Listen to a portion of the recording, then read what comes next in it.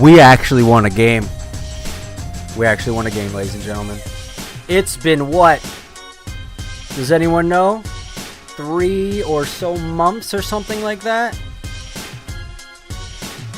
Boy, it's been a while. It has been a while, hasn't it? But you know what? Better late than never, because we got to play upset to Nashville. Man, of all the teams that we're gonna beat on the road, after the dismal season that we've had and the poor results or complete lack of wins on the road, and the fact that we've never won at Joda Stadium before, like this is the one we choose to win.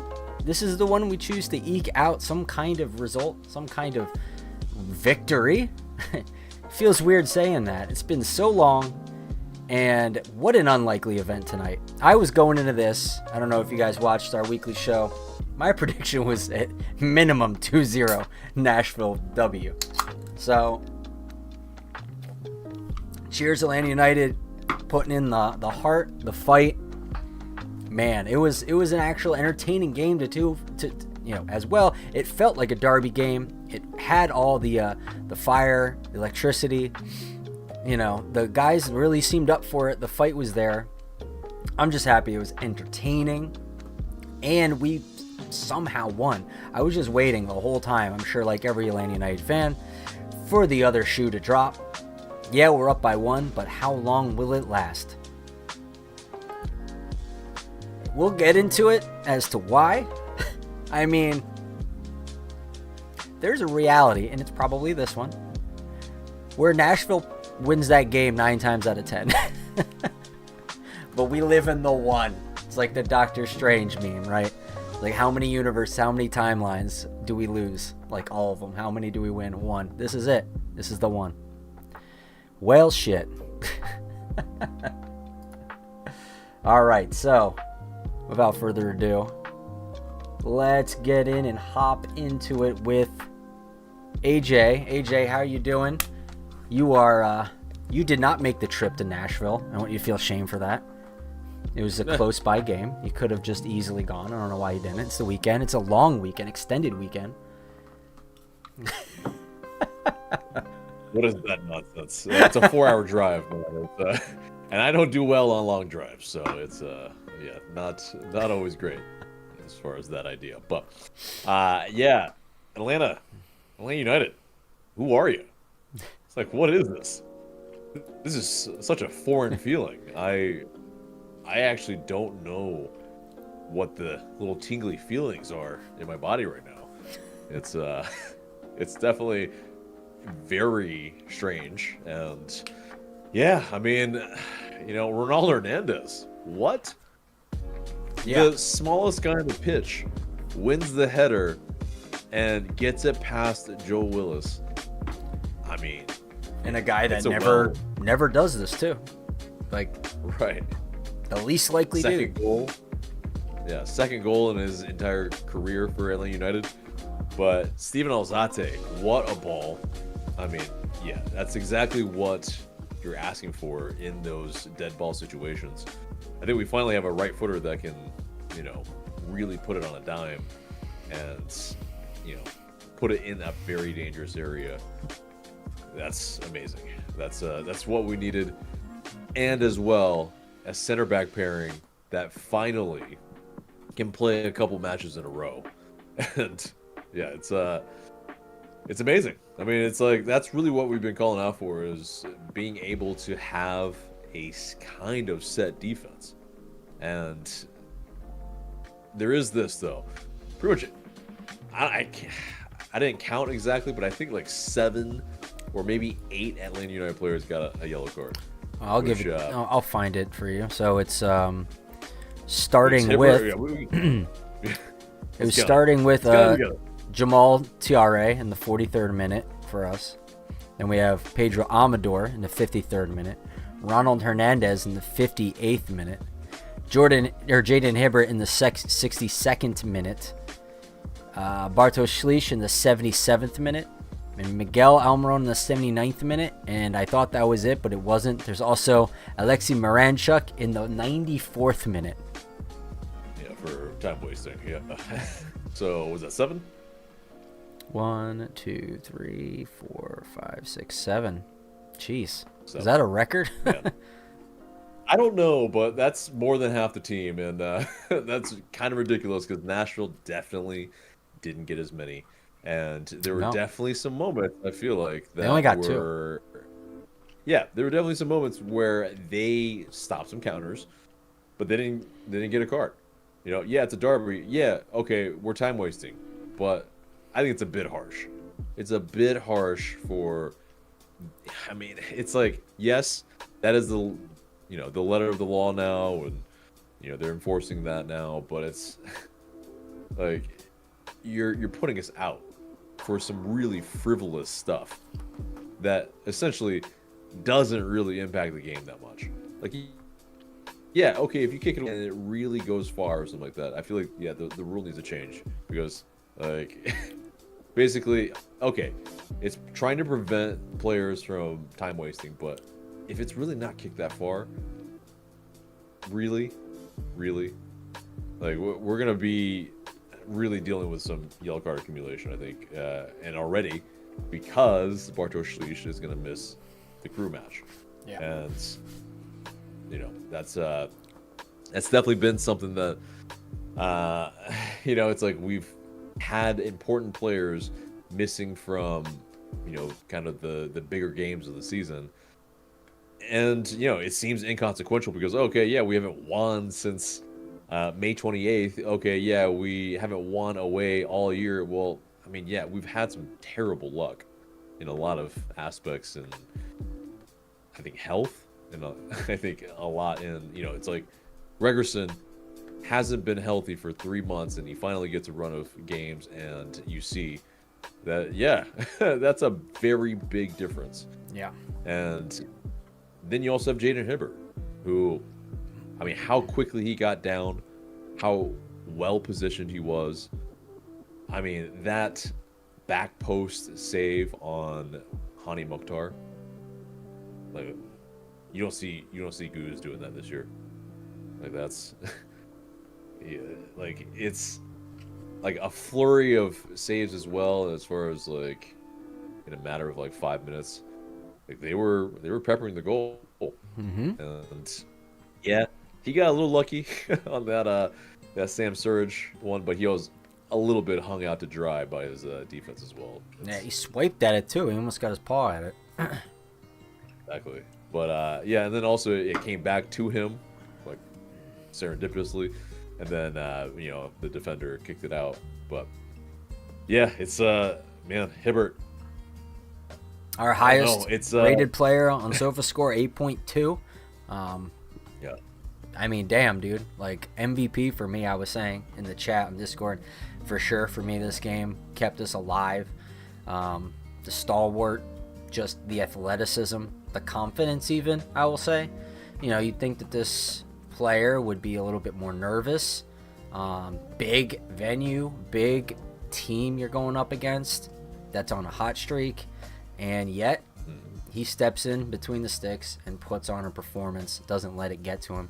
That's the kind of stuff that gets the other guys jazzed, right? It gets the other players feeling energy and feeling confidence and feeling good. So, and we could see that. I mean, there's something about this team, this game. Granted, we'll get into it a little bit, that perhaps this was just Nashville's game to lose and they just didn't really finish their dinner per se. But regardless of that, the fight was there. It could have easily been the fight wasn't there, and that, even though Nashville didn't really find themselves to be clinical, they still figured out a result somehow. But that wasn't the case this game because the fight was there. So something clicked, and it's partly from the consistency, for sure, that you talked about. And I don't know what else. Maybe Ronnie Dyla finally figured out the second half speech. I don't know. Able to put two halves together for once. Yeah, I mean, it could be that. I think Hibbert definitely, I think he knows he has something to prove. He's incredibly motivated. You could see it in this match, And it's basically he has a job to win. Like, he can be the guy going forward. Like, as far as like weaknesses to his game in this match, you didn't really see a ton. It was, there was a lot of poise on the ball, and I think very good decisions. Not a whole ton of shakiness like you saw maybe say with like Josh Cohen, who by the way started for the twos today. It's I think it's very much Hibbert's job to lose for next season. Like, these guys are all auditioning for their position in the team next season, especially the guys that their contracts are up. But Alzate, I mean, it's one of those things too. In midfield, I mean, the press resistance and the bravery, I feel like the courage to always be available and really trying to find the right pass every single time. And yeah, I mean, he had maybe, I count a couple of balls where he was trying some things in the final third, but that's what you want him to do. Mm-hmm. Like, that's the important part, is that he's not playing it safe. He's not, like, players aren't just passing back because I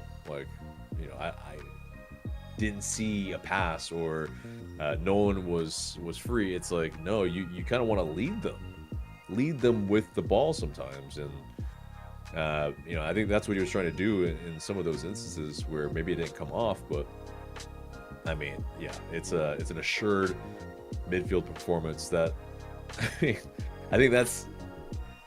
that adds to why this second half looks so good. Mm-hmm. Like, yeah, we didn't really get a ton of chances. Maybe the TRA chance was the best one, but yeah, he had to cut it in on his left, and yeah, it was never going to be a very strong shot on his weaker foot. Man, if only he shaped it a little bit better with that, just curve it in. That would have been right. And because it's like the way he chopped his man, and I mean, it wasn't the first time he chopped his man, but like the first time he was in the box and chopped his man, or a couple men, twice. I mean, that was that was just utter chaos, and that was like beautiful. That's what we wanted to do. We wanted to play with that verticality and play quickly and create chances in the box, and that's what we were doing. But it's like TRA, it's like not as two-footed, and I think that's really kind of the the bummer there, because I think he had a really good match as well. I mean, he ran his socks off. Yeah, he did. He looked exhausted. And speaking of like players who just have no 2 feet, Moranchuk not being able to take that shot on his right when he was just dribbling in the box for like an hour. That was frustrating seeing that. Yeah, exactly. It's the once he's already in the box, you have to shoot. Like you're not afforded that many touches. No one's afforded that many touches. And least of all a striker, but definitely not you, Moranchuk. Like, it's just, they defended it well, I think, in the sense of, okay, yeah, he got past his man on the outside of the box. Okay, well, they made sure that, he couldn't get a shot off on his left foot. And, yeah, I mean, it's just, that chance I was roaring. Because that was probably the best chance to probably put it to bed. And, this is the thing. It's like game management. We finally did a little bit of game management, but getting that second goal definitely would have made everything a lot easier for that second half. Yeah, and wouldn't have given me like heart palpitations throughout the rest of the game. Exactly. It's like, yeah, you don't have to play as stressed. Maybe the 1-0 win is possibly a bit more, in a sense, I think from a team building standpoint, could actually be better that we, with a really low margin, we're able to pull it out. I think there's something to, those 2-0 wins that it's like, it gives you a false sense of confidence. Yeah. And it's especially as well, 2-0 is one of the most dangerous leads to have. So that also would add to it. So I think it's this. It's like this is a very, very good building block, especially because that central defense that looks to be what it might be going forward. Yeah. As far as next year, I don't think they're gonna probably try to get rid of Gregerson. I would be surprised. And I think there is a sense to me though, like the fact that we have to take off a center back is still very annoying to me. Like center backs, yes, okay. Gregerson, he's still coming back, getting his match fitness to a degree, but center backs should be one of the last people that you have to sub off.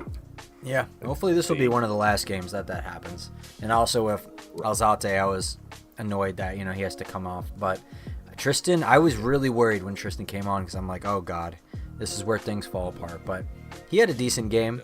He kept things together, too. So, I mean, here's the thing, too. Like, at the end of the day, what usually sinks Atlanta United's ship is some kind of goof or gaff where I mean, it almost happened, I'll tell you at one point, I think it was Alzate. He headed the ball back, and it landed right onto. It was supposed to be a safe pass back, but it landed right to Mukhtar's feet, which is the last person you want, a little bit outside of our box.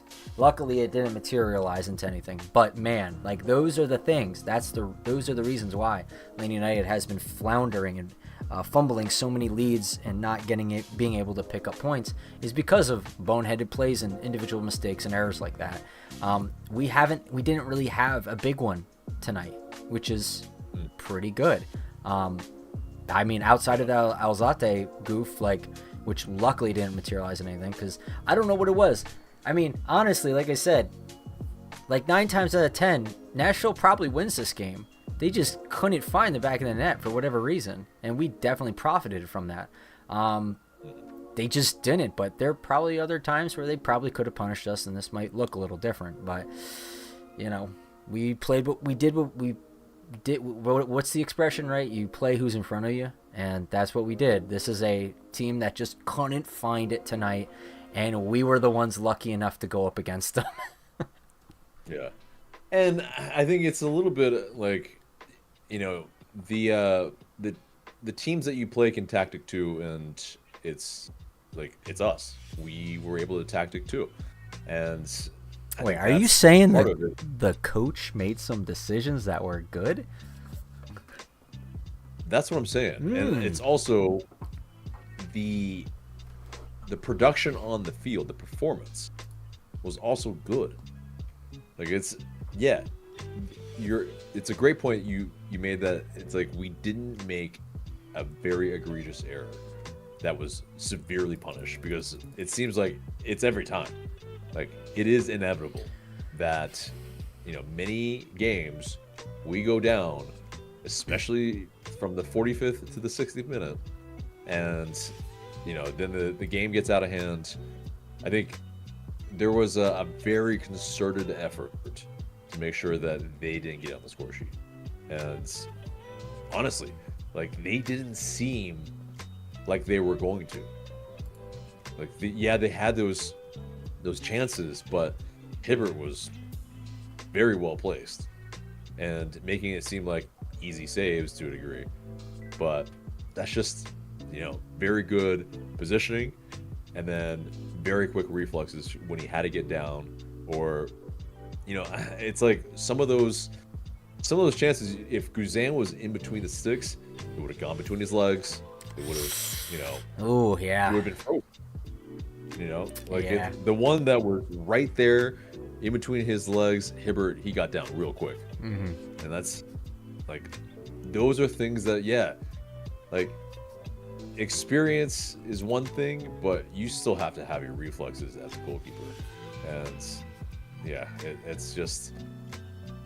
it's the bummer for Brad Guzan and his fans, and Atlanta United fans, in the sense that he is an Atlanta United legend, but sometimes it's not sometimes. It's, I mean, people get worse as they get older. It's just what happens. It's a biological fact. Right. And Father Time waits for no one. And Father Time is here, unfortunately for Brad Guzan.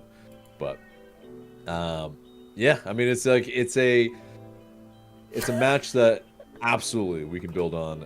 It's just now a matter of consistency. 2 clean sheets in a row. We have an international break. I think there's a lot of things that we can work on that will help us moving forward, and especially playing without Bartosz Slisz. Yeah, that's going to be important. Yeah. It's going to be very interesting who's going to play in his place. Like, will it be Alzate in his place, or will it be Riley, Muyumba? It's probably not going to be Muyumba in Schlitz's place, but yeah, it'll be fascinating to see what's going to happen. Yeah. So let's read a little bit of the chat, and then we'll get into some guest perspectives. Hi, bye in the chat. You sound like a fun person. Unfortunately, I'm not close to Broadway in Nashville right now, but you sound like you'd be a lot of fun. He's saying that. He says, "Oh my God, I'm horny for Atlanta United wins again. Blue chew my ass." Drinks on me if you're close to Broadway in Nashville. Like, cheers to you, buddy. Man, what winning as an Atlanta United fan does to a motherfucker, right? Kyle Apgar says Guzan lacks the reaction and speed to play anymore. Alan Salazar is agreeing with Jack Dickens, who says seeing Ronnie celebrating at the end kind of pissed me off. He shouldn't be celebrating anything. Nothing short of a joke of a season under him. Sorry, but this is my honest feeling. Good win, though. Yeah, I mean, to a degree, I get what you're saying. Like, it's like kind of in the same spirit of like Miranchuk, scoring his consolation goals and then not celebrating. Like, I get that, but I do also think, though, that celebrating and bringing positive energy to a team can help adjust the psychology and perspective of the team and bring them from the depths up, in terms of their perspective on things. It could help turn things around that way. It's infectious. Positivity is infectious, as well as negativity. So if you continue with negativity, you kind of welcome it into your house, and it'll take up residence. So maybe, hopefully, you can do the same with positivity. And that's probably, and also I'm not going to fault the coach for, that's the emotion he was feeling, and that's what he went with. I don't think it was like artificial or anything. He was excited for that win because it was a gutsy win. I think, if you're an Atlanta United fan, you're probably excited and happy about that win, and want to celebrate it because, while the season is a really bad damper over, this conversation, this at least could be seen as something that's positive and could be a point of change, a flashpoint for change. But again, we don't know. We've seen this before. So you're also, you won't be faulted for being credulous about whether or not we could turn a flashpoint like this into something positive going forward, because we've been hurt in the past. We've been shown glimpses of something that could be, and then have it stripped away, a few games later. So I don't fault either the coach or you for that opinion. Yeah, but it is also still, there is a bit of policing celebrations, and I mean, if you can't celebrate a win, what can you celebrate? Really, like, truly and honestly. Like, and if you score a go-ahead goal, not a consolation goal, not a game-tying goal, but a go-ahead goal, yeah, as well, celebrate that. Like, it's these people that are like, not saying that this commenter is, but the people that are like, oh, like, act like you've been there before, how dare you celebrate your wins, you guys are a 10-pot club, you blah blah blah, just basically saying that, oh, you have 5 wins this season, so why are you celebrating? It's like, yeah, we only have 5 wins this season, so absolutely celebrate. Because how many times are you going to be able to celebrate? I mean, it's really, yeah, like trying to police people's joy is, I think, yeah, just a weird thing to me.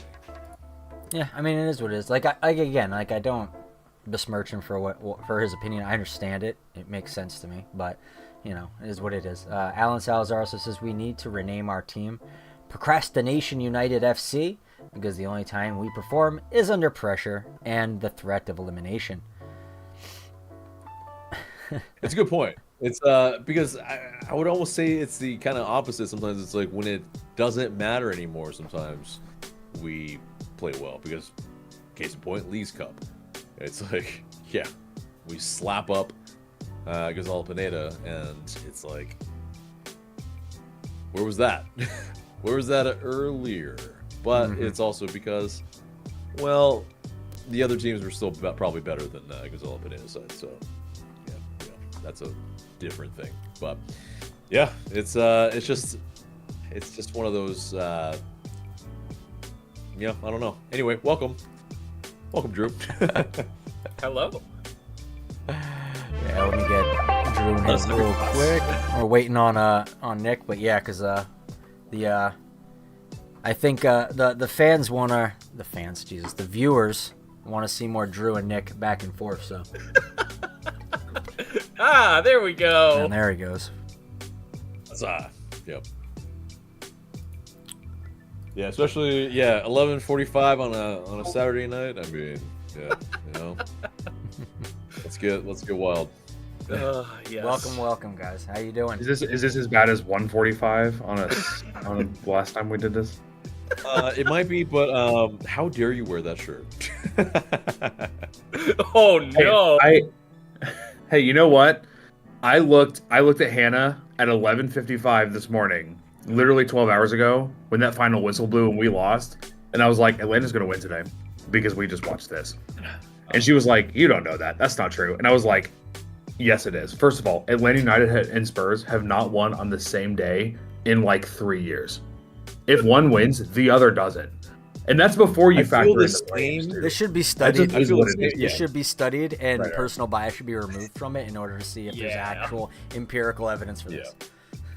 Oh, I feel the same about. I might work on that. I mean, actually. if not, we're gonna have this every day, every match day is the Tottenham Hotspur's measure for Atlanta United I'll performance. let you know. Well, I mean, last weekend we demolished City, and then look what happened. And then the week before that, we demolished Burnley, and we got demolished by the Rapids that same night. Like I think the last. Yeah. I'm gonna have to check on opening day. I'll start tracking the numbers here.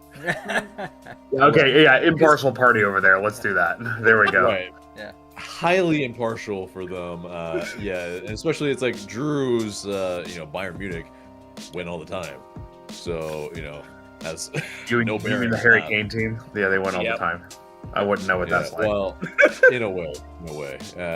Definitely not when Bayer Leverkusen won, but AJ, speaking of which, are you gonna go to the Arsenal bar tomorrow and watch the big game? Because I'm gonna be there. I might. Yeah, you should come.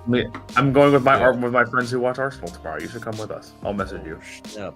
I think the problem is I need to hop out of town like right after, so it's tough. But anyway, Anyways, okay, there we go. I want. Let's talk about the team that actually won today.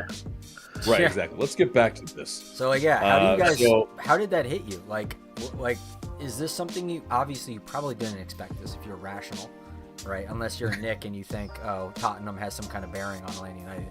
But outside It of clearly it, does. yeah. It worked. So how did this hit you? I'll start with you, Nick.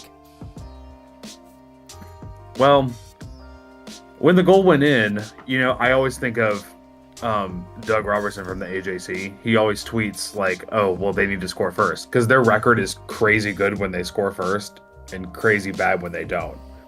And so when the header goes in, I'm like, and then it doesn't get waved off. I'm like, okay, we stand a chance in this one. And then their goal gets waved off, and I'm like, okay, so they're not scoring today. Like that's just how this is going to go for them. And then there was a couple, the really good chance from Surridge off the bar right at the start of the second half, and I was like, okay, this just isn't going to fall for them. Like I could probably turn this off, and I know what the result's going to be. And besides all the weird like juju type things, like you look at the spine of this team and the changes that have been made from what we watched the majority of the year to what we're seeing right now, personnel wise and stylistically a little bit. The only player that's been here the whole year from that spine is Sleesh, and he has improved the whole year, but Gregerson's been out. He missed like 4 months. So I don't know if he even really counts because they were winning earlier in the year when he was playing. Like He's Luis like a new Abram, player. it's like making a trade without making a trade, as Chip Carey from the Braves always says. If you're a baseball person, that one's for you. But like Abram and Williams are gone. They played the majority of those minutes. In comes Mihai, who I have written about and said, like, I love that guy. He's going to be great.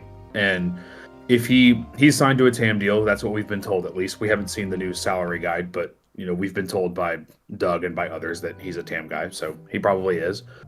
But if he's going to play like that, he's worth being a TAM guy. That's great. Sounds great to me, at least. And then there's no way he's going to be a DP. I mean, it's No, he and I don't think he's one of the DP lights. I think he's like lower end TAM. I mean, he's gonna. But because he came fails on a to lose free- Abram, what's it called? It's Void. probably very similar to that. Financial void that he left. It's probably, yeah, you're right. It's probably very similar, especially because he came on a free, so they could probably pay him a little bit more without it impacting his cap spot. And then, so you've got Mihai there. Gregerson, was hurt. It's like a new signing. You've got Hibbert in goal, who is mobile and makes at least the saves he should make. And, he's good for 1 or 2, like, banger of saves per game, at least. We saw it against Toronto, and we saw it against this. If you stuck around for the post game, you heard Ronnie talk to Atl, and he was like, yeah, that's 2 clean sheets in a row. Like, that's the foundation that we need. That's the foundation that we just haven't had. And he's not wrong. Yeah. Like, for all the people who sit there and scream about Ronnie out and everything like that every time they lose, like, he hasn't had a foundation. And I sympathize with that a little bit. We can get to Ronnie a little bit later. I mean, like, But, AJ mentioned this in the beginning of the stream, like with the He did. fact that we have center back consistency now too. Like the fact that It's a we big- have it's a big deal. consistency all around is a huge factor in all that. It's a big deal. And then you move to the fullbacks, and Amador being healthy helps. He's at least good. If he's not going to provide 10 assists a year, like, that's fine. But he's at least, he's fine. Like, he's fine defensively. Hernandez is not going to, like, kill you. If he's the 4th best defender out there in your back 4, he's not going to kill you. Then you've got Sleesh, who's gotten better. And then you've got Atl Utd, who looks like a dude in his first, like, real start. Like, provided the assist. He had that great moment with Brennan on the left wing, like, right before that assist. He's good on the ball. He's good, winning the ball back. If that's your back 7, you're not going to lose that many games. And that hasn't been the back 7 for most of this year. I can be empathetic with like, oh, he's got his guys in now. Like, maybe let's see if these results get better, because maybe they will. I mean, you look at the schedule. I was actually, I told you guys I wasn't gonna write another kind of season check-in article until they got more interesting, and then they won today. So now I feel like I have to write something. But I was looking at the schedule, and we've got Columbus and San Diego coming up at home, and they will probably get demolished in back-to-back home games. But I don't necessarily care about the result. Like, if it's 3-1, but they look better, Yeah. I guess I can live with that, because Yeah. if it's not, they're, if like they're building on this. Yeah, I agree. yeah, and those are 2 of the best teams in the league. If they come in and play good soccer against us and just beat us, that's fine. I don't want to see catastrophic errors. I don't want to see, like, whiffs on tackles and things like that. Like, I don't want to see just gaffes in goal. And we're not seeing that. We haven't seen that in a couple weeks. And maybe that's over. Even if they lose these next 2 home games, maybe that's over, and that would be a step in the right direction. Yeah. Before I throw it to Drew, because I want to get his opinion in, I want to ask you one thing, and I'll ask this to Drew as well. Was this just Nashville's game to lose? Like, do we play this game 10 times and we lose this game 9 out of 10 times? This was just the one game we win because Nashville just couldn't find the back of the net despite them trying. I mean, honestly, that Sam Surge goal should have went in. The game state could have come in, started effective the mentalities of the player. We start seeing some of the same things that we've seen in the past. Players start going, oh, now it's happening again, et cetera, et cetera.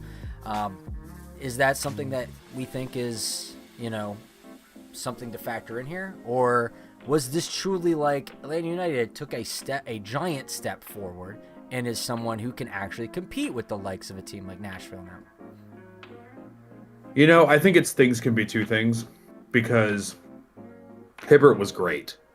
Like, they had 13 shots on target, and I think the broadcast said that they had 13 shots on target. I don't know if that's accurate or not, or maybe it was 13 shots total. That doesn't feel accurate to me. I think for both sides, I think it was. He had 6 or 7 saves. SofaScore has Nashville of 19 shots, and let's see if there's on target. Did they break it down on target? I did see Mike Connie on Twitter had that Jaden Hibbert is now at a .9 on target on SofaScore. Yeah. Target. Okay. I did see Conti on Twitter had that Hibbert is now at a .925 save percentage. Woo. And that'll play. Like, that's awesome. Right? That's not sustainable, but yeah, it's right, exactly. Not sustainable, but he is currently earning the job for next year. But at the same time, I think he had a really good game. I also just think that consistency at center back, like you guys were talking about before we joined, is so big.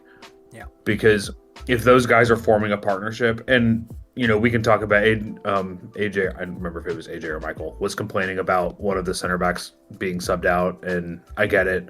It's not what you want to see. But if you've got 3 center backs on your roster and you think all 3 of them can start, like, I guess they all 3 need minutes. Maybe that's the point that they're thinking of, at least. But I think it's that, and I also think, like, of Nashville's 19 shots, like, how many of them were quality chances? We talk about with Atlanta a lot. Like, okay, they put 10 shots on goal, but 9 of them were terrible. Yeah, according to SofaScore, they only had 3 big chances. And I like the eye test. On the eye test, I feel like they only had 2 like really, really solid, probably should have been goals if on another day. I mean, probably the one that got waved off and the one that went off the bar, yeah, right? Exactly. Like, those are the 2. Yeah.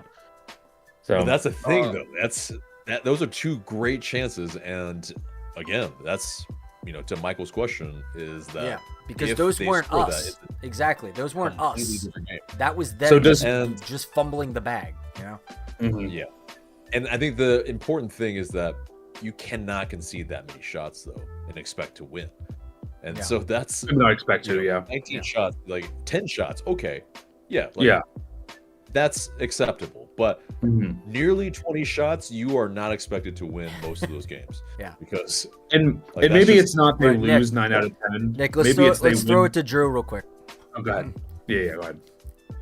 So I honestly feel like it is a little bit of column A, a little bit of column B. Yes, we did a lot here to actually prevent Nashville. We were way more solid defensively. You could actually see we had a very good structure at the back, and people actually understood man marking and actually could defend, especially in high pressure situations. We did really well with how many corners they had this game. The amount of times we were able to just clear the ball out and prevent any high danger chance from that's incredible. They had 12 corners. We have struggled all year from corners, and to be able to do that and kind of prevent any chances, that's us doing way better. That is us defensively just figuring it out finally. But it is they probably beat us more times just because of how many chances they had is ridiculous. Almost 20 shots is not sustainable as a team. That is, you're going to put your goalie into a bad situation at that point. Yeah. But Hibbert, again, if we see a couple more performances like that, maybe not clean sheets, but making the saves that he needs to and being good on the ball, the job's his. It's his to lose at this point. And if he keeps performing like this, I'm going to be comfortable going into next season with him competing for number 1. All right, so next question for both of you is, outside of Jaden Hibbert, who's clearly man of match, who is your man of the match for Atlanta United? Nick, I'll you can go first. first. Uh, Or yeah, Nick, go first. Yeah. I was gonna say Mihai, and I think we kind of knew. We kind of know that Gregerson is good when he's out there. Like we know that he is gonna not put in below like a 7 out of 10. Like he might have his mistake because we're human and we all make mistakes. But I think I wrote last time I put out the transfer window article that Mihai had like a fire in his eyes that I haven't seen since LGP, and I like believe that. Like it was early. It was like kind of maybe around the 20th minute, like right before or right after we scored. I don't remember. But Nashville had one of their corners, and when he was the one that put the ball out for the deflection, I think, and the way he just stared down, I think it was Surridge or someone like that, like so one of their attackers. The way he just stared them down, I was like, okay, this is a guy I want on the field for us. Like former captain of a team that finished in the European places, like this is a guy we need on our team. This is a guy we have not had on our team. Like I think that's a big deal. Like the leadership, the off the ball things he brings, the like maybe the off the field experience he brings too, like to the locker room and to saying like, hey, like okay, we made one mistake, we're not making another one. Mm-hmm. And I think you've noticed since he's been out there, it's just been a little bit more solid at the back. The catastrophic errors have gone down a lot, and you know that's also comes with, you know, Luis Abram and Derek Williams are not here anymore. But I think you've clearly upgraded in that like center back 2 spot. Like if Gregerson is like your best center back, I think you have upgraded in that, like who's our second best center back spot. If it's between Abram and Williams or Mihai, you have upgraded in that spot. Like he's gonna be a dude, I think. Yeah. To touch on Mihai for a second, like I saw one moment where he was defending on a set piece and he just kept stiff arming the guy who kept trying to push in on him. Yeah. He just kept doing it. And when I watched him do that, he had like Charlie Day like crazy eyes while he was doing it. Like, you're not fucking coming through here. Like, and I was like, holy shit, this guy's dialed in. And we just haven't seen that in 5 years. That was a set piece. That was a set piece for us. That wasn't even like he wasn't defending. He was attacking. Like Okay. Yeah. I thought that was okay, cool. No, hey, do you want to hear something really funny about Mihai real quick?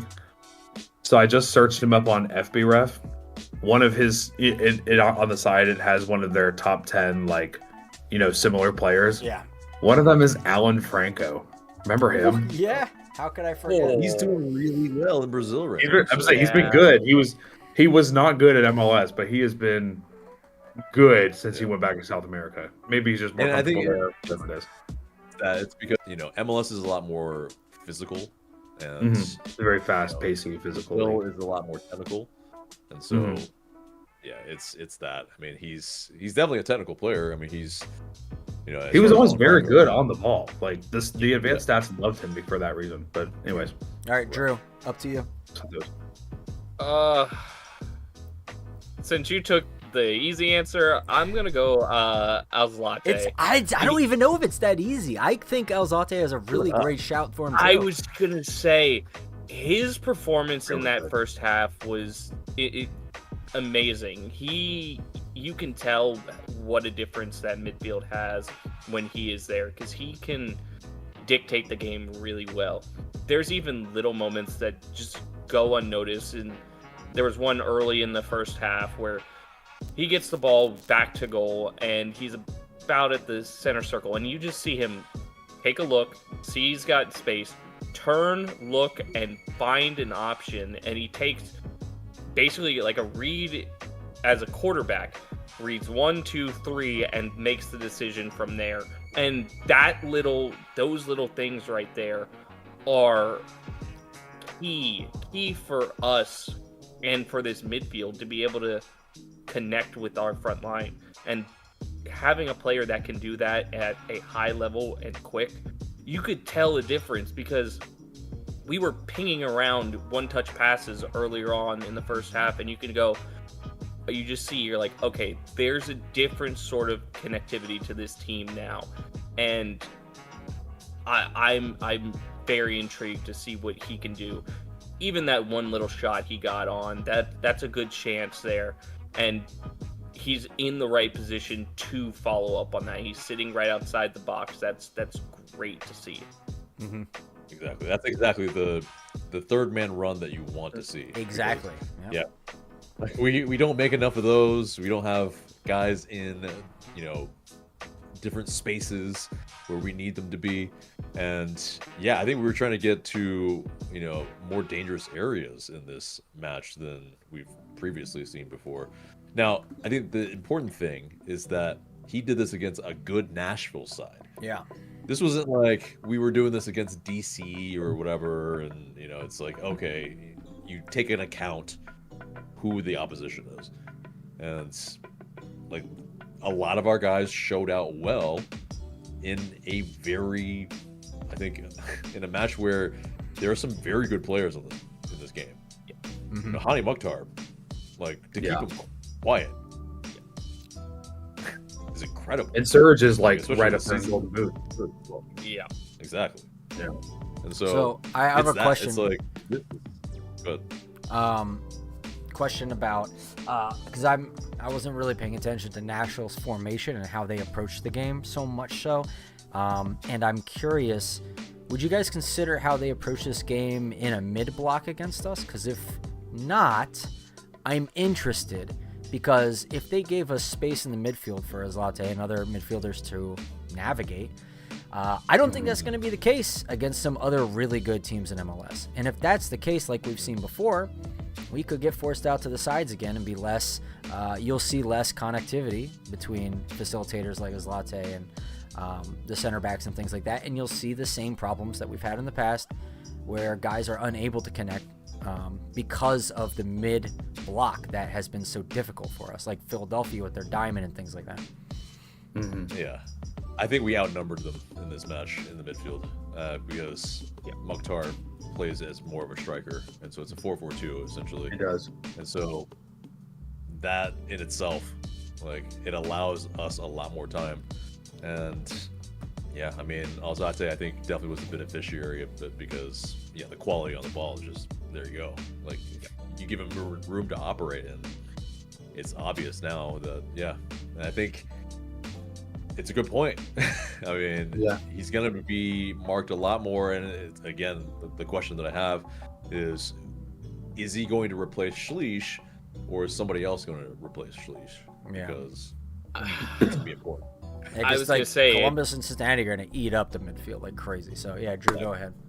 I was going to say, at this point, it's going to be a battle because we got to still think Jay Fortune is still he's sitting out injured right now, and we know what quality he has, and it'll be an interesting battle to see where he goes. I feel like it'll be Alzate, and then it's Schleich or Fortune at that point, because they play a very similar game, both of them. So yeah, but that's depth that we need, especially in what we're trying to achieve in successful seasons, what are those? But we want two players for every position, at least to be able to eat up minutes, at least in MLS.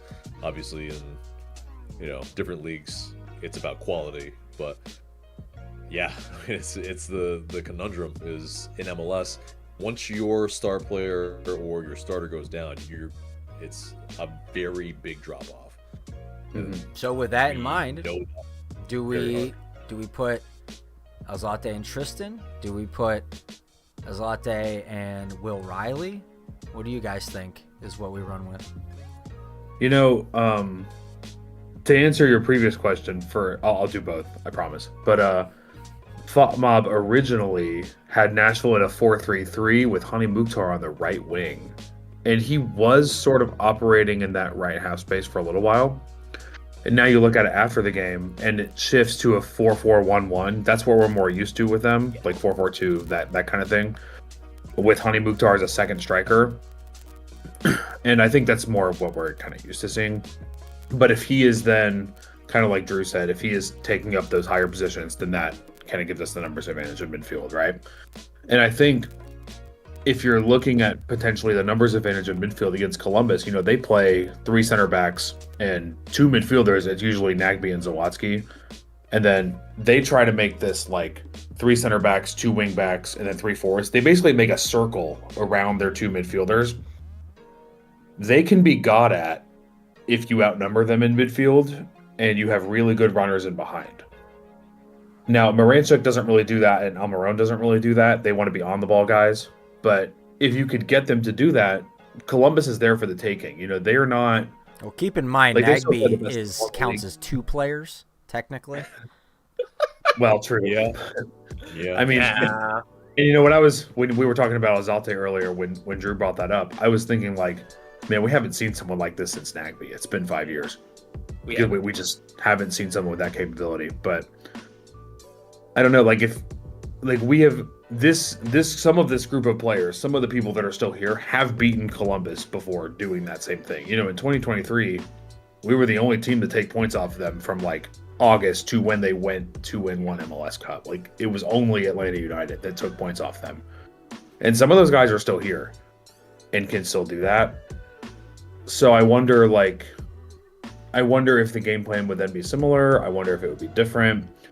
But we know that they play that 2-man midfield, and I wonder if it would be like, hey, let's crash the midfield then with 3-4 guys, maybe somebody extra that we're not used to. So maybe that is Will Riley, someone who's very mobile, to pair with Alzate, who's good on the ball. Kind of like, you know, Sleesh is very mobile. He's like on the ball is not really his thing, but he can do everything else, kind of, you know, find space, you know, find himself in space, be an option for the defense. He drops in, he can go forward. And then Alzate is there to do the on-ball stuff. I wonder if that's kind of the play against those teams that are really good on the ball. Because if you haven't watched San Diego this season, if you're watching this and have not watched one of their games, like, oh my God, they are basically Columbus on the ball. They just play a different shape, but they are so good. So impressive. And that was the U.S. interim coach, and we could have had him as the coach. And anyways, we can go to the U.S. team another time. We've missed a lot of coaches that we could have hired. I mean, God. staying with, you know. And there's nothing like against Ronnie, Zoltan. but we can talk about coaches later. Yeah, Yeah. I was Alright. gonna say, but yeah, no, I feel like it's Riley going with Alzate into Columbus because you can't play Tristan with him. Tristan has shown me enough that I don't trust him enough. No love Is for it Tristan. sad? Okay. Is it sad that I want to consider him a less athletic Rossetto? Ooh, less athletic? Less. Oh. No.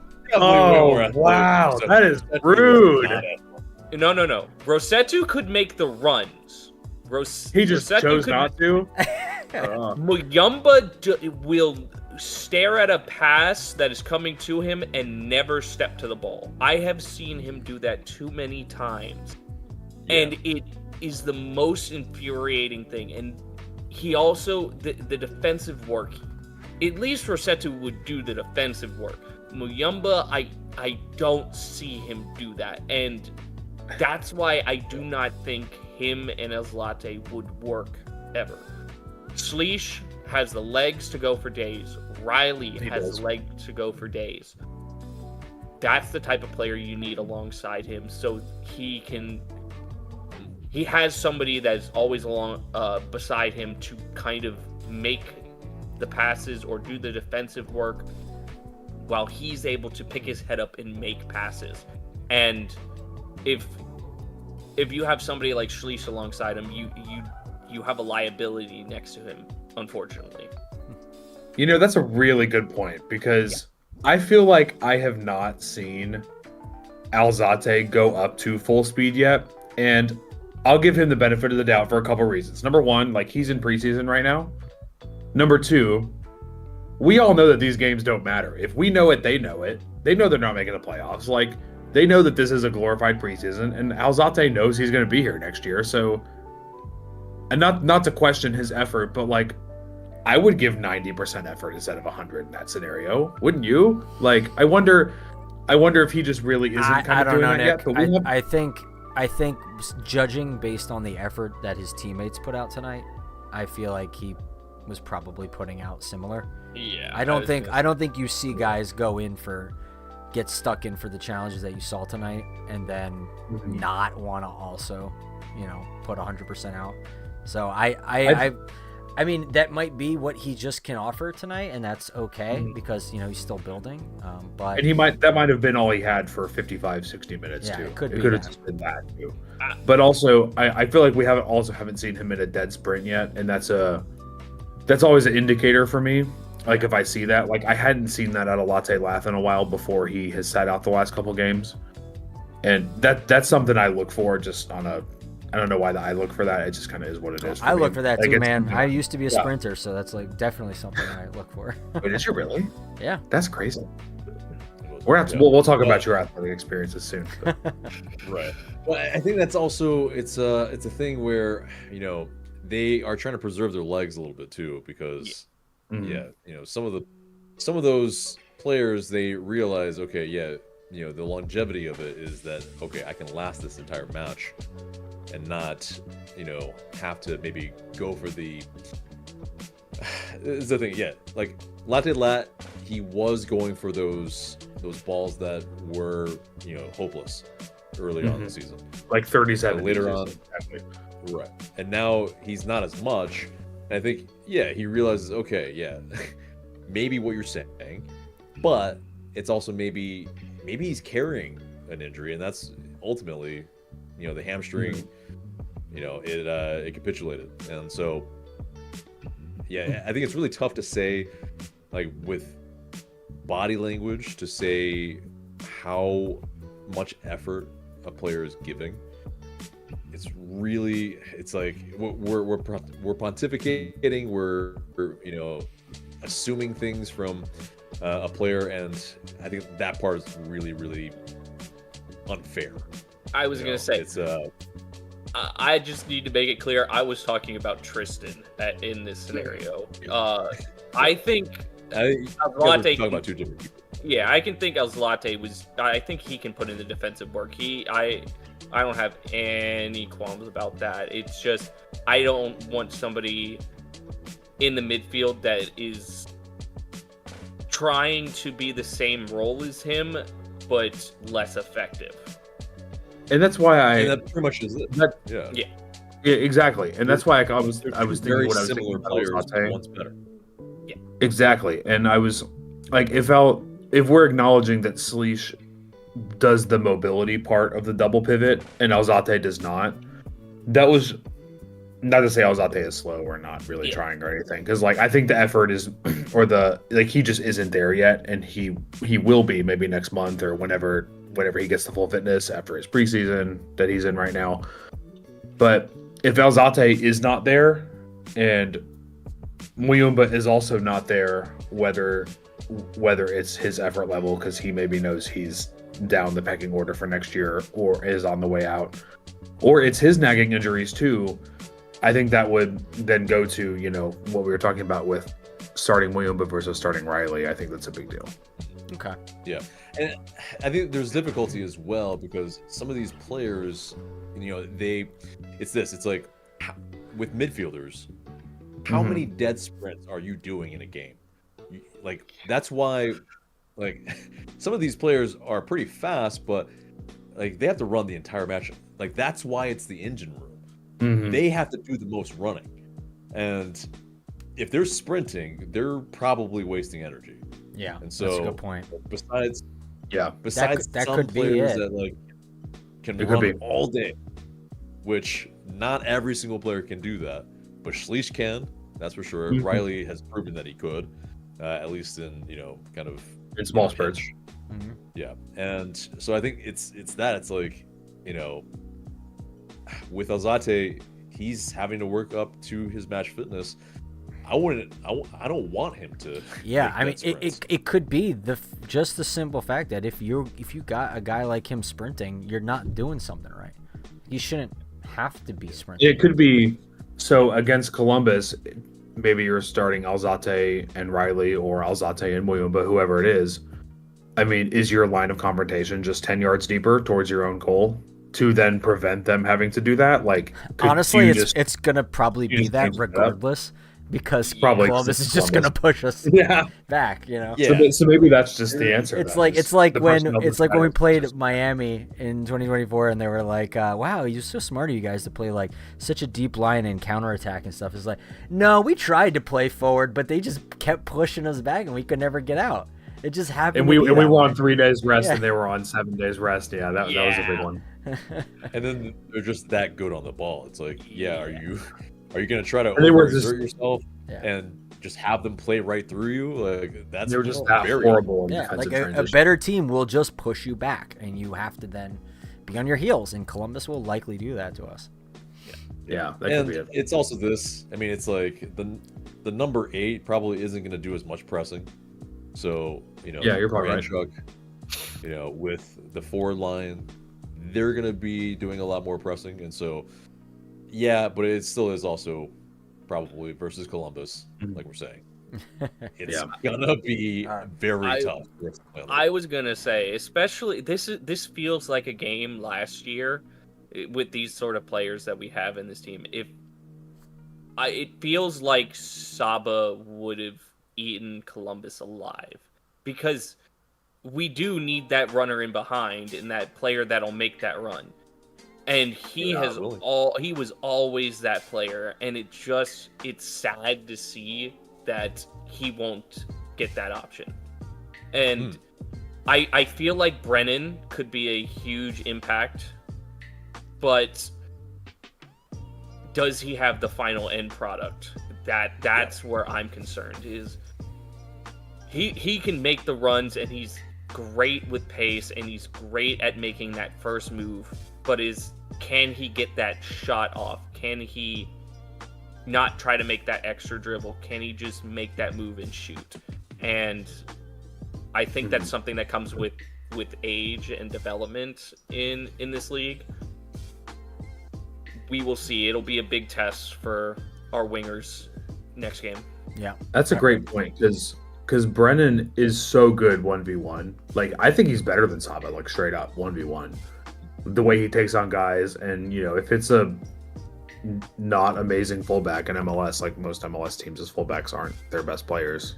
That's not how that really works. But like Brennan takes those guys on and he beats those guys a lot. But Saba's got 8 or 9 assists on the season, and he's scored a couple of times now too. Like the end product is just more present for Saba. And I wonder, like, is Columbus at home like, okay, that's a game where we just got to start the 30-year-old over the 20-year-old.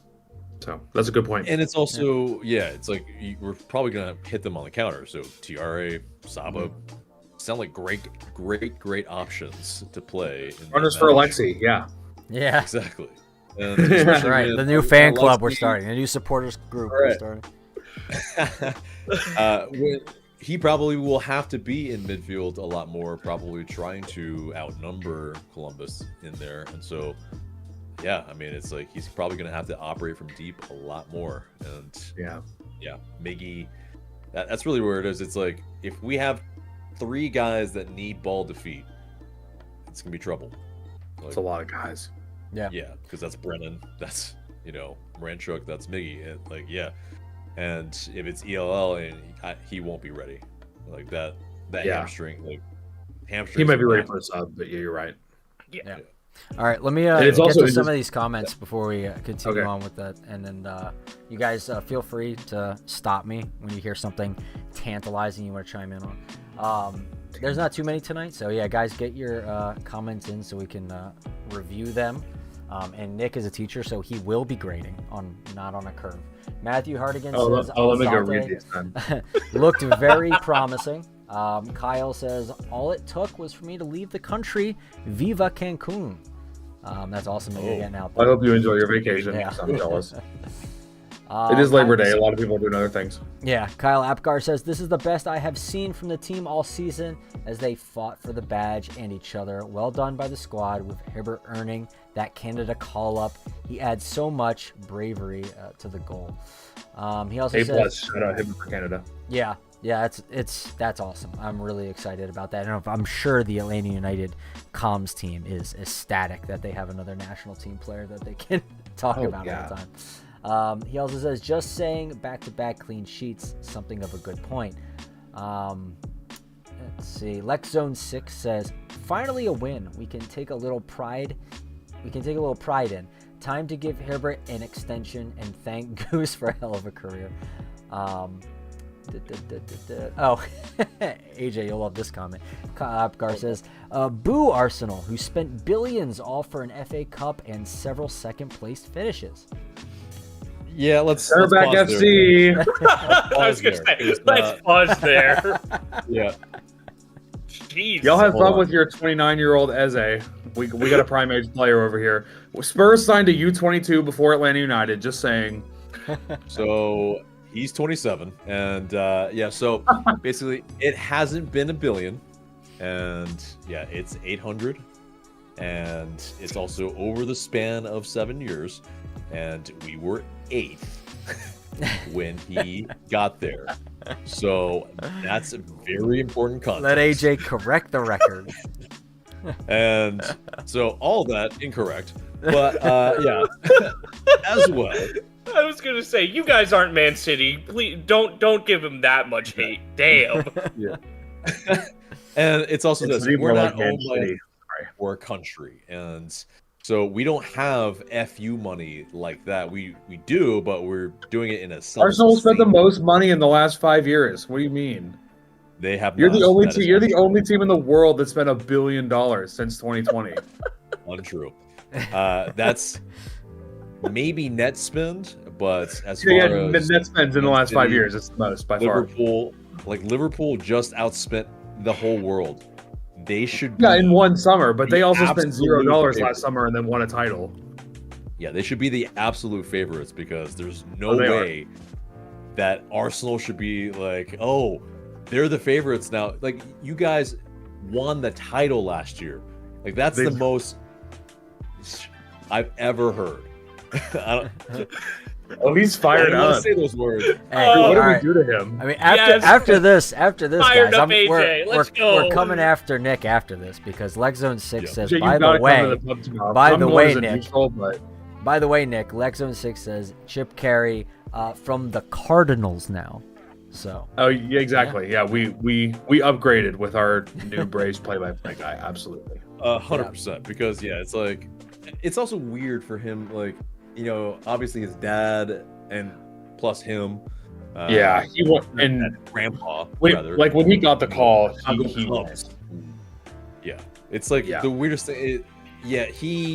Chip Carey, not the best reputation amongst Braves fans, because he gets a lot of errors and just he says things weirdly and oh yeah. yeah.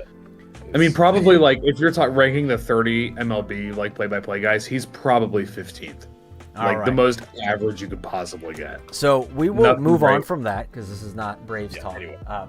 Exactly. Justin Fulroy says They lost today, so anyways. He says, but guys, it's just one game. Atlanta's history is injuries and inconsistencies. I want results. So hopefully we'll get more of those. Strong VX Yes. says, And this is Yeah, back A+. to that policing celebrations, and it's like, yeah, it is one game. and I think Celebrate the win. And I think we did kind of adequately insert the appropriate caveats during this by like me, namely, basically talking about how, well, did they play in a mid block? Because some of those better teams are going to hit us with that. And that might undo a lot of what we're seeing as positives tonight. And other things like maybe how Nashville pretty much dropped the bag. Maybe 9 times out of 10 they win this game. So, and we're sitting here, feeling like we did when we lost and we tied and didn't get results. And I think we remain winless essentially. Yeah, Nick. Well, and also I was the one who said they're going to get blown out 2 weeks in a row at home, so Yeah. they probably Good. will. And I think it's this. It's like with this defense. I mean, yeah, maybe a clean sheet maybe is a little bit lofty thinking, but they've I done think it. The defense being there. Yeah. In this kind of continuity is going to be very, very helpful in us at least controlling the game a little bit more and not And I think- having type of errors. I think that's similar to like people made fun of Spurs for blowing the 2-0 lead against PSG in the Super Cup, but they then had the proof of concept like, yeah, we can go score goals against anybody in multiple ways, set pieces, pressing, like whatever it is. They went and got the 2-goal lead against Man City 2 weeks later and then didn't blow it. Like, maybe they'll surprise us defensively at least. Like, we don't know about the offense. We don't know who's going to be healthy out there, especially in striker. Yeah. Or who's going to start Brennan versus Sava. But maybe they'll go out there and surprise us defensively because they do have 2 clean sheets in a row. Like, I don't think that's anything to sneeze at. I think we're starting to see a little bit more, like, just me. Just my mind is feeling a little bit more confident about the defense, and it's less of a question mark there for me. Whereas the offense is still kind of a question mark.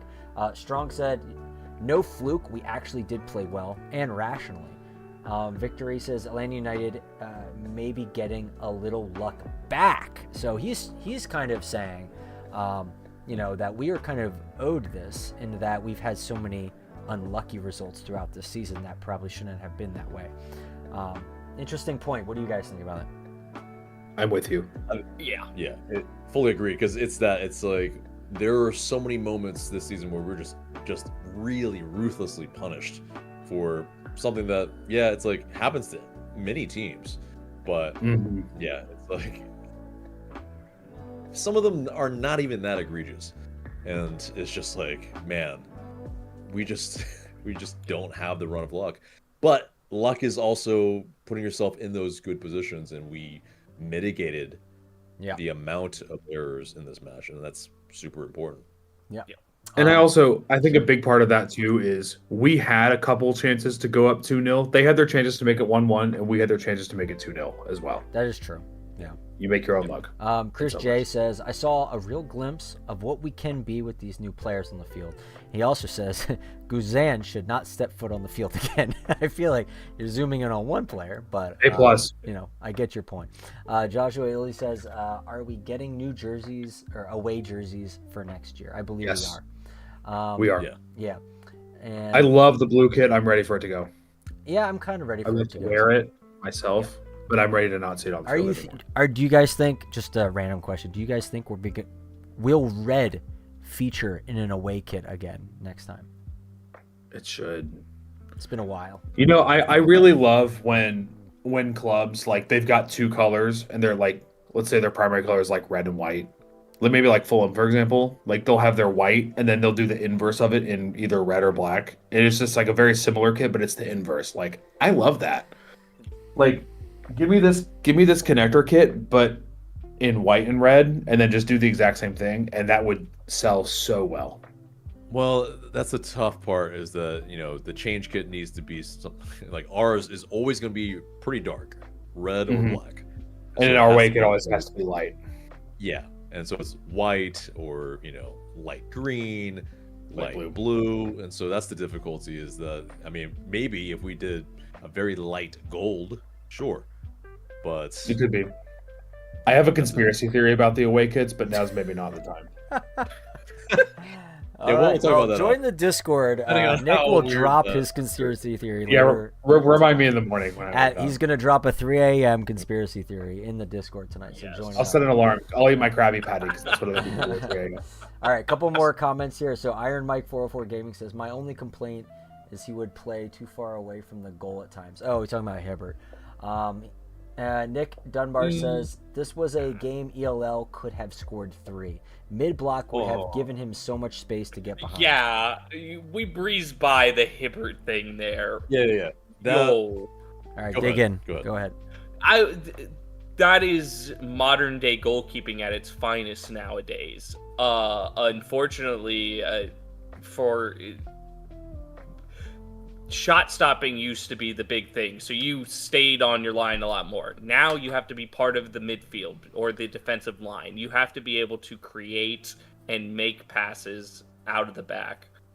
You have to have a way higher positioning. So that's standard goalkeeping 101 nowadays, basically.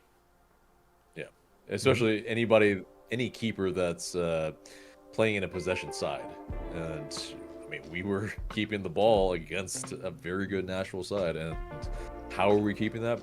By having numerical superiority, because a player is there, like, as a maybe center back, and so someone else can push up higher.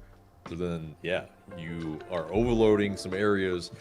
That's why it worked. So Yeah, you might get chipped sometimes. Yeah, someone might score a goal from the halfway line, but it's very, very, very rare and few and far between at the highest level. Yeah. And remember, before we go on from this, Nashville is also a possession side now under BJ. When he came in after the Gold Cup last year, they switched that up. And they went from being against the ball to being with the ball. And so when Atlanta scored their goal, it was like 65-35 to Atlanta for possession. And then after that, we took the game state as it was and kind of gave them the ball. It ended up like 54-46, something around there, like towards Nashville. But both sides had their periods where they were with the ball, and both keepers were then kind of adjusting to what was going Yeah, on. it was 59 possession battle one for Nashville. I was gonna say 58-41 is what I'm seeing. Yeah, I think Well, Atl hit it on more, but who? Yeah, because it was 51-49, I think, at halftime. Yeah. If I recall. Yeah.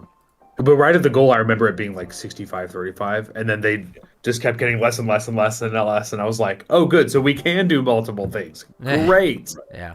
And I think that's really the crux of what we probably should do at home if we're brave enough to do that in front of our fans, is that, yeah, we probably should really try to park the bus. I didn't want to say it, but Yeah.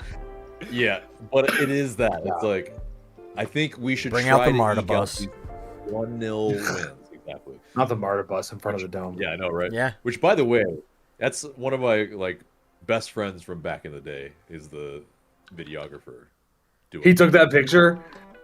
He's the one cursing the MARTA bus. What? I'm gonna be right back. Yeah. This is part. no! This is part of why, because I know what he's going to get, and that's part of why I brought it up.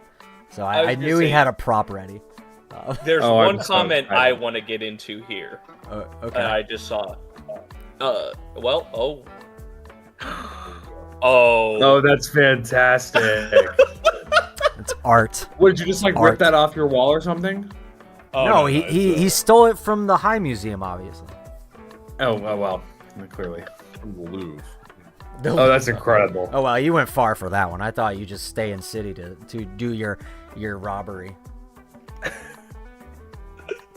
I was gonna say, okay, the one comment I saw, anyone else think Togashi needs more minutes? Yes, please. Can we get him off of the bench, please?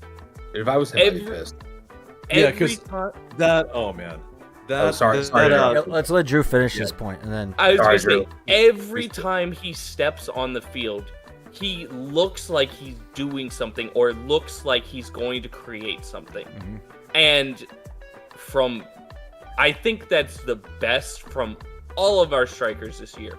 Every time he steps on the pitch, he has an impact on the game. And that's better than any player that we've had this season. So, Yeah, that's fair. The announcer. Yeah. Man, that dude. Traore. One. Two. The other bit was that he was like, oh, they don't have any other strikers on the bench. I'm like, is Togashi just chopped liver to you? What about Like- Lennon being one of the best crossers in the league? oh, Yeah. that was Right. old news, dude. That's like 2 years old or something like I that. feel like they just got the buzzwords and they just have them for every team and whatever team they're doing. I've It is what it been very is. fed very up. much- Personally. Yeah, but the color commentator, I was just like, man, I Ugh. want to turn it now. Like, I was. I want to just maybe sit in silence and just watch this game because it's that bad. And this Hey, this Drew, is do you also. think you would be a better color commentator than that? I mean, this Drew, is yeah. why we're also not Scarves and Spikes, because we don't have the color commentators from MLS on the show because of these types of comments. I'm gonna say, I swear they've had every Apple person on there, and I don't know how they tolerate some of those people, because some of them are good, truly, some of them are, and Yeah. some of them are truly not. Yeah. So It's Oh, just well. it's this. It's like the guys that they need to do it how they used to do it, which is a couple guys for maybe 1, 2 teams, 3 teams max. They can't just be randomly given assignments across the league and expected to know everything Yeah, about this every league is massive. I'm gonna say Exactly. do it by region, so you have these people for this area, these people for this area, so they know the teams. Because Right. damn, that was pissing me off all game. I feel like we've had that color commentator like 7 times in like our 14 away games I now. don't, Like, I don't think I remember. At least he was But yeah, excited the for the match. play-by-play. He was like, dude, this is an entertaining freaking match. So I was like, yeah. I yeah. mean, it was for a 1-0 Yeah. especially. Like it was. Yeah, they're not To be wrong fair. there, but I think it's like either the play-by-play or a producer needs to say something and just be like, "Yo, man." Well, guys, and one of the other big problems with Apple right now is they're not on site most of the time. Only Jake and Taylor and Steve and Danny are on site most of the time. If it's not those crews, they're usually just calling it from a monitor. Yeah. And that sucks. Right. Like you can just tell the product just works. But anyway, we can rant about Apple later. Yeah, that's enough on that. So Nick I was gonna Dunbar say- says we had numerical superiority. Atl Utd is the press resistant motherfucker we've been looking for. Next game, Riley sits, Atl Utd carries. Miyamba switches as a sub later in the game. I think that's probably what it might be. Yep. What I would do. Bernard Bradley says, anyone else think Tagashi? Yeah, you already covered that one. Bernard Yeah. Bradley says also, what are the chances we start selling during the next transfer window? the next transfer window is in the window. I was gonna say, yeah. And so my answer would yeah. be yes, we will. I was Be. gonna say, but at Well- this point, we don't have much else to sell. That's the funny thing too. Is Lennon, Yeah, Lennon. Lennon's a free Saba, agent. maybe. Yeah. You know, I Yeah, had not heard sure. that Saba is working on a green card. Like, I bet someone in the league would take Saba Yeah. because I mean he's shown his value. I mean, if we don't want Saba, which I think would be dumb to trade Saba, I think but it's dumb too. I think But it would yeah, be dumb. But I think it's this. It's like if it's a misfit and you can get a better player that fits our system And with a if you're not trading one of the 3 DPs and you have to trade someone from the attack, like it's probably gonna be him. But yeah. I could Also- see Tristan going too. yes. Oh, yeah, good one. Also, where is Leo Alfonso at? Oh, Because Ben. that guy has gone missing. It sounded like we were so excited to bring him in, and I Were have we? not seen. We were excited for him. Drew, I think we were It just sounded excited like that the we front faced Miami on office something. was. I was gonna say, Yeah. the front Yeah, office but that's sounded because like they were Chris excited. Chris Henderson drafted him. Yeah, so it's like it makes sense. But yeah, He's got like 3 he more hasn't option years. seen So any he good- might. Yeah, and he's got several more option years. Like even if he doesn't play much this year, he did play 60 minutes for the twos on Wednesday, so maybe that's why. But he might That's good to say. like he's got 3 more option years. He'll probably be around at least. Because I was looking Yeah, at. I think Go. good. I was gonna say I was looking at Football Reference and saw his name. I was like, wait, we still have that guy? What? Yeah, so we got some Spurs fans in the chat tonight. So we got some Coys shout outs. that's Matthew probably Hardigan good. says, do you think that back-to-back defensive performances is a fluke, or are we actually getting better? I like to believe we're improving. I think there's enough to say there's improvement, just from the sheer quality of the guys that we brought in, and I think that they have a better attitude towards the team and the project versus the players that they were kind of replacing, who either have become disillusioned or never really had it to begin with. Yep. And I'll I mean, say yeah, this, like, just because Toronto shipped out the Italians, like, Mihailovic is still a real player. Like, he gets called up for the U.S. team sometimes. And then, Nashville's 2nd or 3rd in the East, or I think they're 4th after the loss. But, like, they're top 4 in the East. Like, that's not a fluke. Like, you had to do enough things right to get them to not score.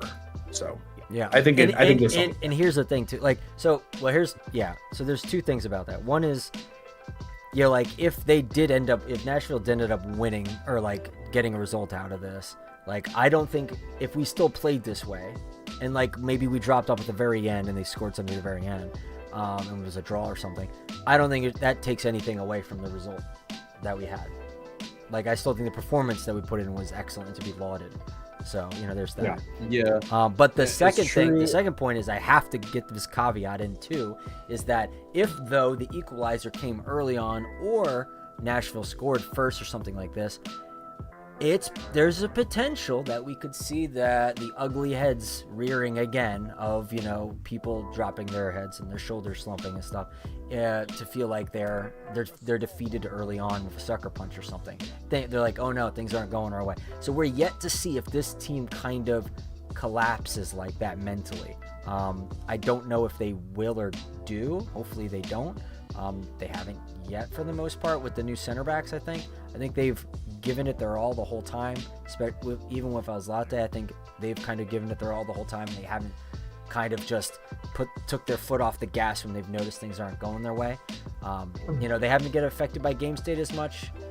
Resistant to that, I think, is a huge thing. So with that in mind, to answer his question, I think this is a big improvement in my estimation. And that's the tough part, I think, that, a lot of the matches that we've played this year, like they mentioned on the broadcast, we actually were playing pretty well until, the wheels completely fall off. And, some of the times we have better XG. Some of the times, we really actually outplay them. But, the moments that actually matter, the opposition gets goals and we don't. Like, we've been anemic, and the goals, like the saying goes, change games. And it's like when we're just that anemic in attack a lot of times, it's not really going to help you. And then it's like if we were scoring first, like if Miggy was scoring and all that, and if LL was scoring, I don't think you'd see these like 3-1 games, 3-0 games, 5-0 games that have been marred in our season. Like it's a completely, like, it's so important to be platformed by your defense. Yeah, because we can game state these other teams as well.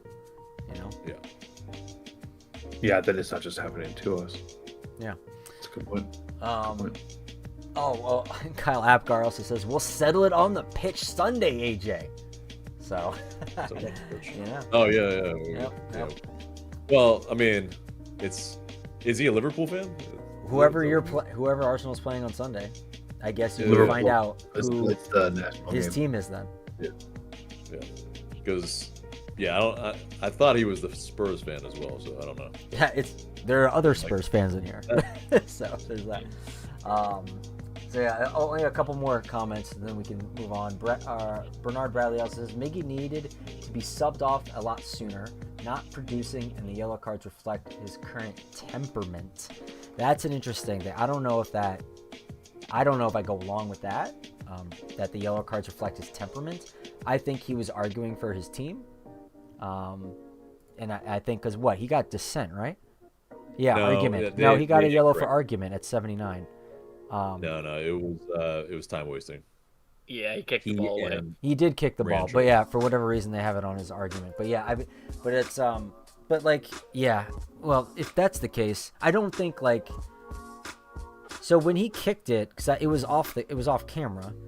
Did he do it because he didn't actually understand that, he did it out of frustration clearly, or did he just not understand that the play got called or something?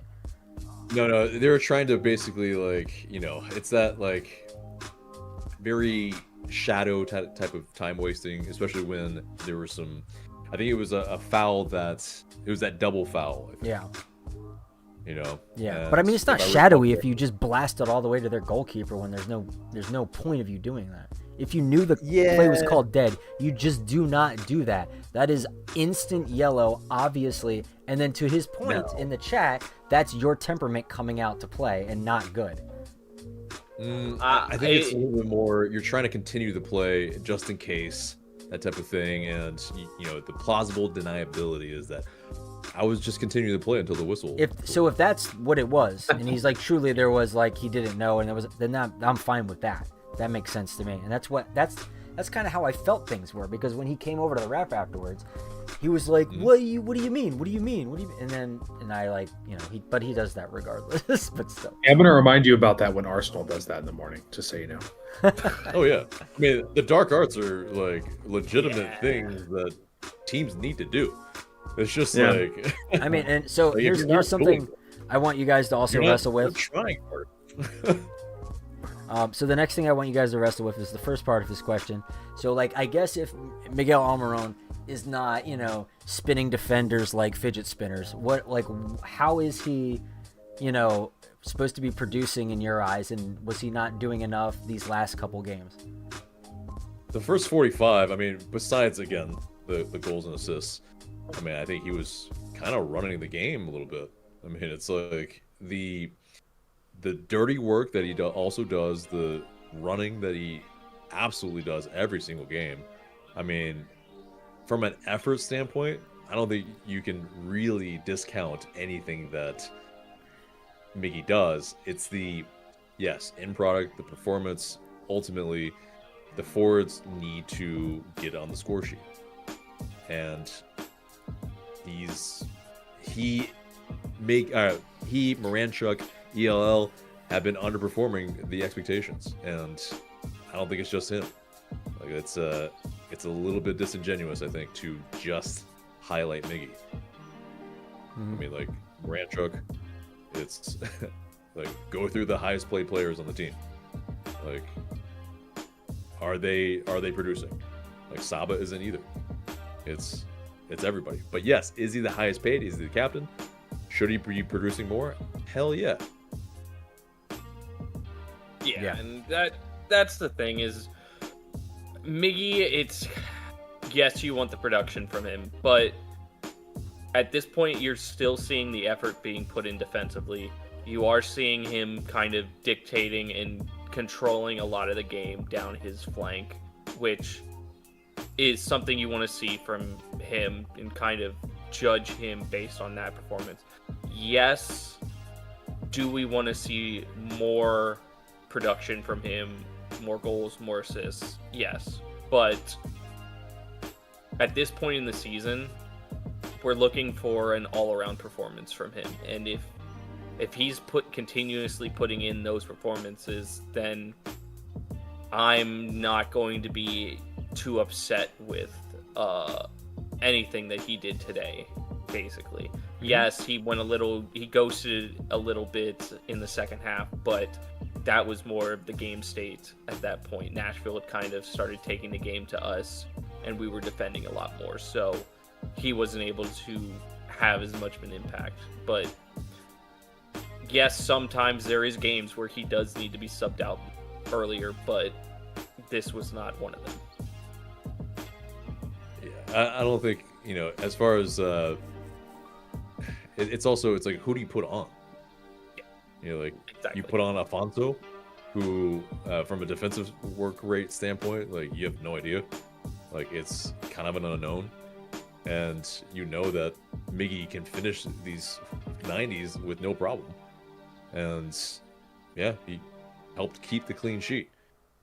I think that's kind of like what's really difficult about when it's a little bit more of a defensive performance from the team, is that the defense gets lauded, but the forwards don't, even though it's very much part of it. Like if your forwards are pressing well, or at least making sure that they have to play U-shaped, well then the forwards did their job. Yeah. And I was going to say, the press was a lot better too today in how our forwards were kind of making them make those U-shaped passes, making sure that they weren't breaking lines very easily. We were doing a great job of holding our shape and making sure they would have to break us down pass by pass, inch by inch. And that's a good defensive performance from our forwards. Yeah. I mean, I'll just finish this bit. I think it would be naive of us to try to go for a second and a third when the game was not showing us that. Like Nashville were peppering our goal. And so if we threw more men forward, we would have been caught out. And I think the transitional moments, I think that's where we were handling it a lot better than we normally do. And I think part of that was not throwing that many men forward naively, trying to score a second goal or third goal or whatever.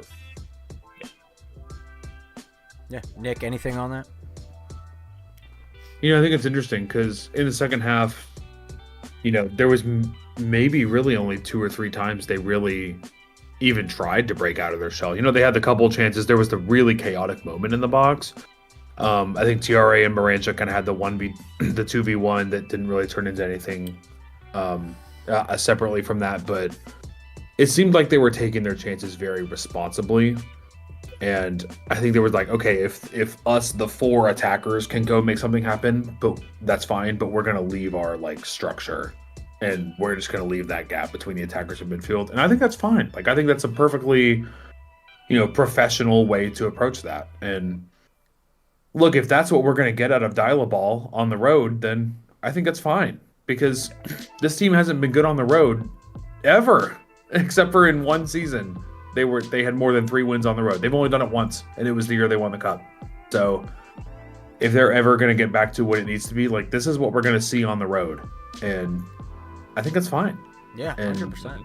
We can play the more expansive possession ball and use our wide pitch. We can do all that at home, and we've proven that we can do that pretty much no matter who the personnel is. And I think we would all agree that some of the performances that have not been wins at home this year have deserved to be wins at home, and especially in 2025 and 2024. But every other season, they've been fine to really good at home. So I don't think the home performance is something I'm concerned about. It's, can we get these type of results on the road? And we don't need to win 10 games on the road. Can we win 4 or 5? Just to back, like, And even to equal ties? piggyback on what you're saying, to like bolster what you're saying, like, because some people might balk at like, oh, a 1-0 win on the road. Like, yeah, it's gutsy and that's everything, great. right? But like, and you're saying it's great, and yeah, I agree. Like, but some people would say like, well, that's not fun to watch necessarily because they want to see 2-3 goals or whatever. I mean, my thing is this: you operate in such a way like we did tonight, and you get that 1 goal. That potentially, yeah, could end like it did tonight, but it could have potentially ended up, you know, you put now, you know, the ball in the court of the other team, who now, like we have experienced many times in the past, capitulated even further because of game state. So Yeah, now exactly. they could just give up, cough up like 2 or 3 more goals because of, oh crap, you know, oh, we let one in early, and now their head start that they're not going through a good season, things are not going well for them, this is not their night. All of a sudden we bang in 2 more goals, it's like a 3-0 win on the road. It's like maybe the scoreline flatters a little bit, but like that's the exciting thing the casuals will be interested in.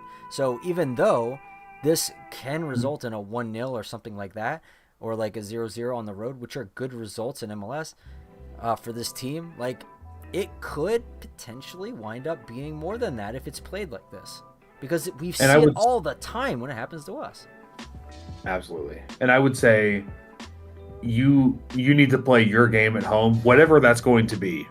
You need to play your game at home, and on the road you need to take what the opposition gives you and run with it. For example, like our 1 goal came off a set piece today. In Colorado, if we had not had, you know, the Brad Guzan shambolic error and the weird terrible PK against us, that's a 1-1 where Moranchuk pulls the screamer out of nowhere. We didn't really create much, but he pulls a screamer out of nowhere, and their 1 goal, like, that's a 1-1. It's a fine result against a playoff team. You take it before that. Montreal, that was a 1-1. Could we have won that game? We had plenty of chances to win that game because Montreal is somehow worse than we are. But that's a 1-1. Then you're looking at that Colorado game, that's a 1-1, theoretically, if the, you know, disaster doesn't strike multiple times. And then you're looking at this one like, oh, that's a 1-0. Like, you're looking at that like that's a solid run of road performances, if not for several just horrible individual errors on both the defensive and attacking phases.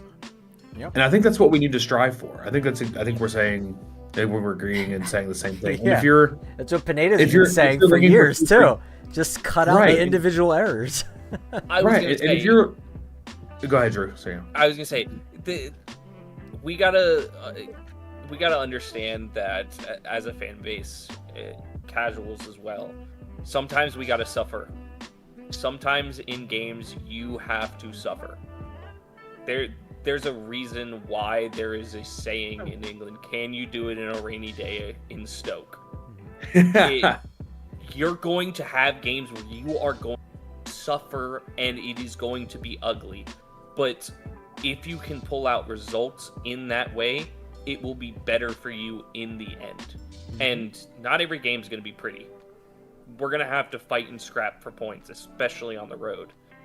If we can do that, if we can pull out some 1-1 draws or some 1-0 win, we'll take that because we are picking up points on the road, and that is a big thing for us. We haven't done it. Yeah, and sure as shit, that'll build confidence to take back. Oh, absolutely. And also, like, that's not just an Atlanta thing. That's a teams around the world thing. Yep. Like, you don't go and see, like, unless you're Man City or Liverpool or Madrid or Barcelona, they don't go play their way on the road. Like, Spurs did not win this trophy last year by playing that way on the road. They played that way by being solid at the back, and that's how they won the trophy.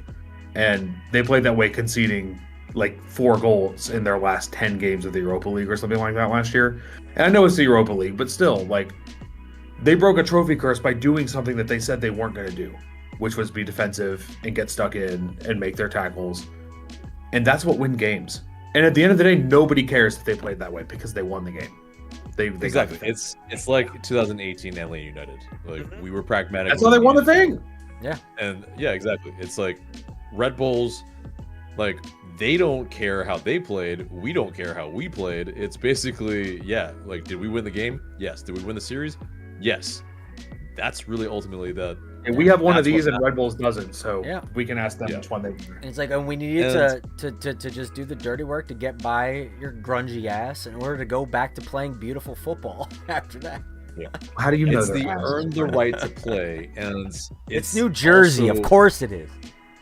Right, but it's also like we need to take one moment at a time, one game at a time, as the cliche goes, because we're getting a little bit ahead of our britches here if we're saying, oh, we should have played expansive football on the road when we haven't won all year until We've won tonight. 5 games all year. Like, come on. We aren't good enough to be trying to play expansive football. Let's get some Exactly. wins first. Exactly. Wait, what's Exactly. football?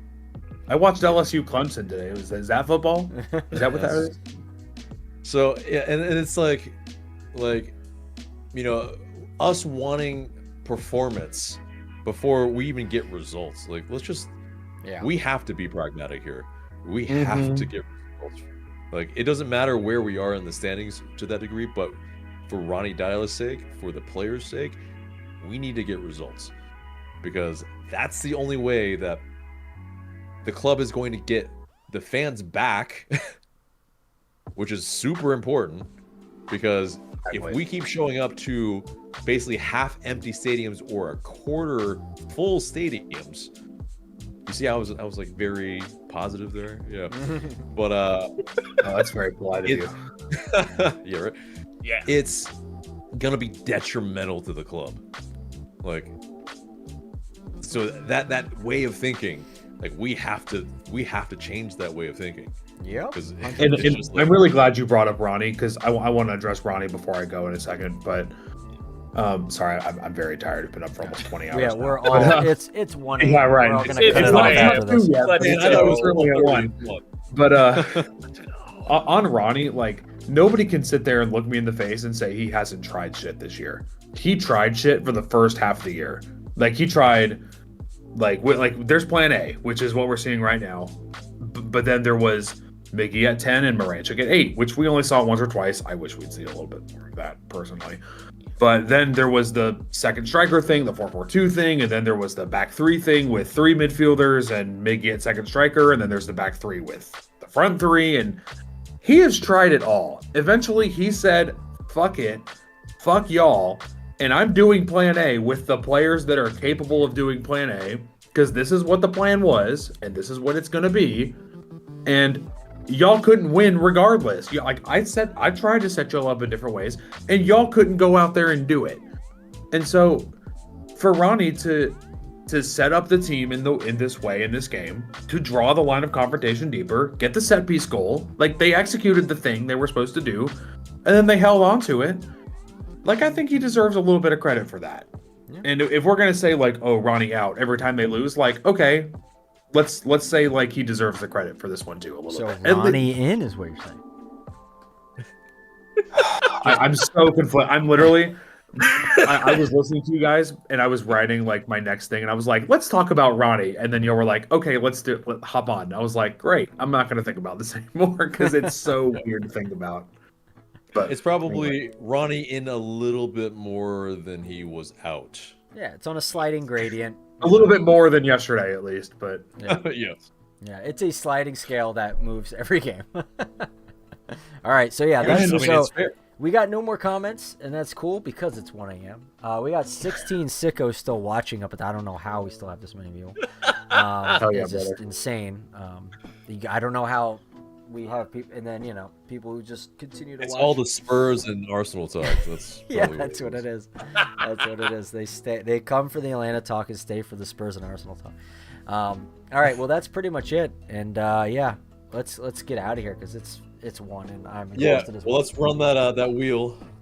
Oh, And God. but yeah, I know. no. I know. All right, give me. You guys talk amongst yourselves. Give me a minute. I was gonna say get I that want to ready. stay for this. Uh, More punishment. it's gonna be something ridiculous. Yeah. Yes, I was gonna say.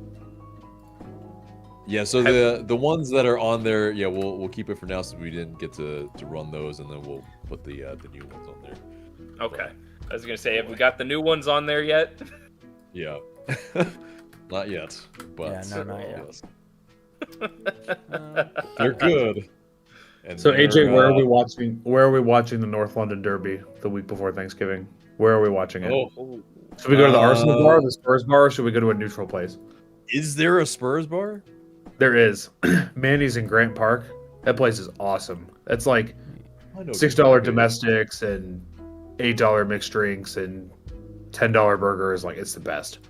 Yeah, there's no way I'm showing up at Manny's, man. I'm gonna be honest Yeah. with you. That's that does not See the fun. Arsenal bar being brew house, and like, brew house is brew house, but like 6 or 7 other fan bases also are just like, yeah, let's go to brew house and watch our game. So I don't feel like it's just the Arsenal bar, like it's also the Man City bar, and like Angel from Footy Mob takes the West Ham people there, and the Crystal Palace people go there. So like that's where I'm going tomorrow to watch Arsenal Liverpool, and I don't feel like a dickhead going there, but Mandy's like is a Spurs bar. There is the only other team with any sort of representation is Barcelona, and the U.S. It's team. I pretty guess. neutral.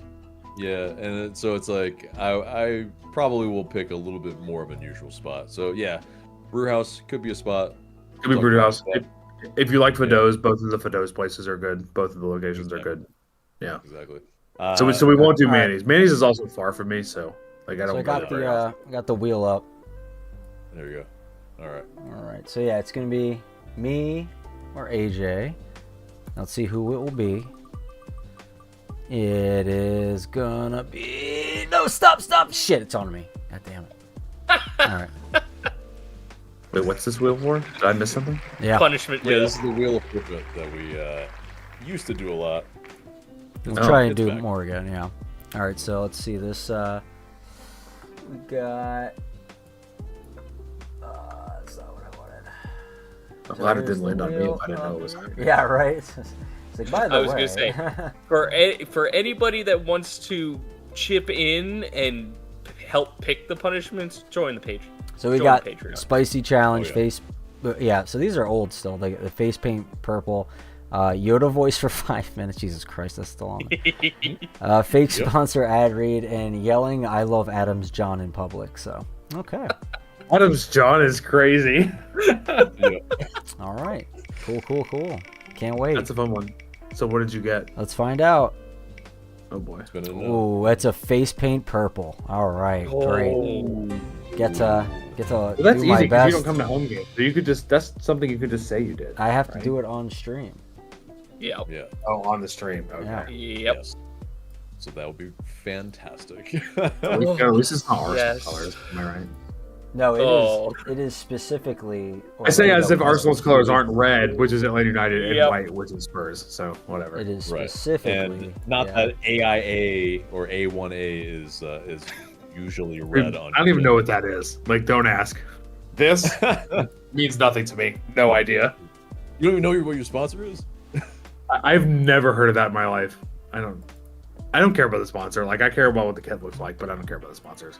Like, now they got the little elephant thing on the sleeve this year. This is sponsorless because I got it on sale, but Yeah.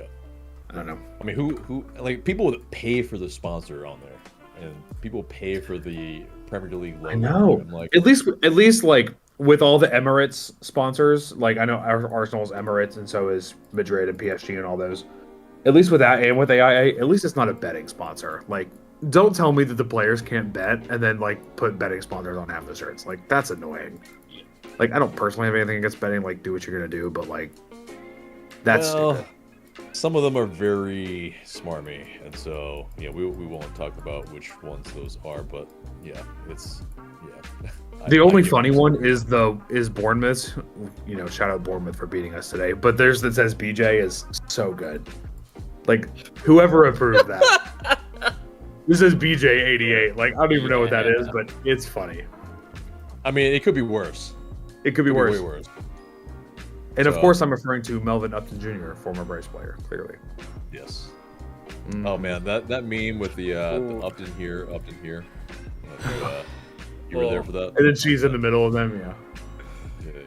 Yeah, exactly. Anyway, so good. Anyway, All right, yeah. No, Mike- close us out. So for some reason, OBS like I was gonna say, Mike, are you good over there? no OBS like basically crashed on its own, and I can't access it anymore. So I have to just force Oh. quit it, even though it's still running. So Oh, okay, yeah. yes, definitely force quit it. But yeah, I'll try to see. Yeah, I'll see if it's still running, but I'll sign us out. yeah, So- go ahead. For Michael, for Drew, for Nick, I've been AJ. Thank you guys so much for watching. Remember to like, share, comment, and subscribe. And we will see you in the next video. Good night. We'll try and kill this thing now. Night.